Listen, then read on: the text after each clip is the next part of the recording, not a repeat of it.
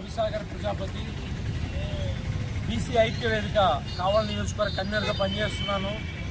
ఈరోజు బ్రిడ్జి సెంటర్లో బీపీ మండల్ గారి 108వ జయంతి కార్యక్రమాన్ని బీసీ సోదరుల సహాయ సహకారంతో ఈ కార్యక్రమాన్ని నిర్వహిస్తున్నాము. స్వతంత్రం వచ్చి దాదాపు 80 సంవత్సరాలైనా కూడా ఇంతవరకు బీసీల జీవితాల్లో అయితేనేమి, బీసీల ఎదుగుదలలో అయితేనేమి ప్రభుత్వాలు అంత చొరవ తీసుకోవడం లేదు.